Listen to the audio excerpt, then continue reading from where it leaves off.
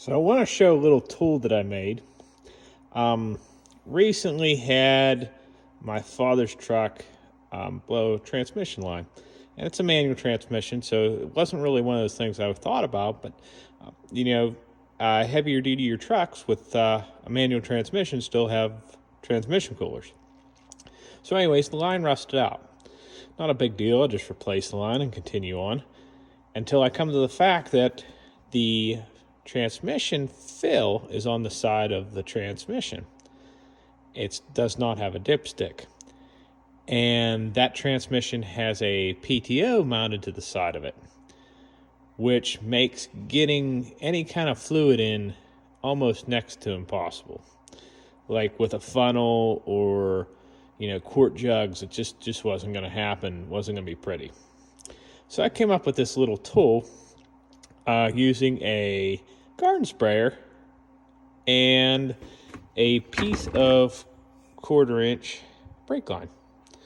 So what I ended up doing was I actually cut the end of the normal plastic spray tube, drilled it out so it would fit over the brake line because there's a little rubber O-ring in here, and the O-ring seats against the plastic but holds the brake line in it. But it's really awesome because when you pump up the pressure, now all of a sudden you've got a pressurized vessel and you just push the handle here and you've got fluid. I will say it wasn't the fastest setup, but it took me maybe 8 minutes to put the fluid in, and I didn't even lose a drop of it. And like I said, it was flawless. And the nice thing about the brake line is you can kind of bend it in any kind of shape, way, or form that you need to get into. So it was really, really nice for fitting in around the PTO. And I'll show a video of that here. So to kind of show what I did, you can kind of see I did a flat flare, and then I cut off the end of the tube that was already there.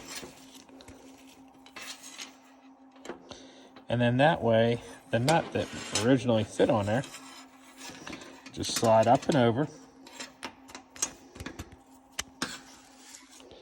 And then it would seal on the little O-ring that's in the end.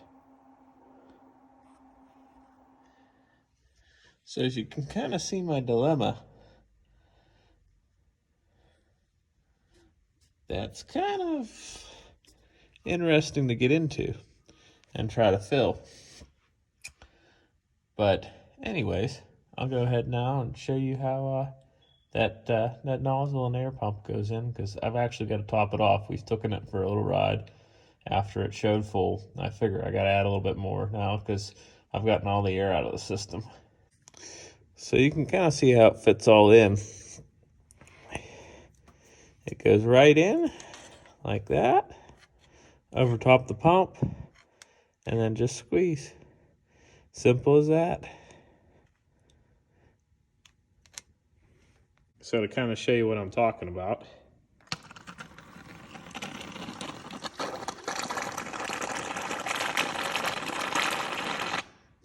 and that's a bad representation because it's just the very end of I'm just about out of fluid, but you can kind of get the drift of how the pressure pushes the fluid out. I think I'm actually planning on keeping this little setup because I had intentionally was going to be a one-time use kind of thing, and when I was done, going to get rid of it. But I can definitely see myself using it again and again.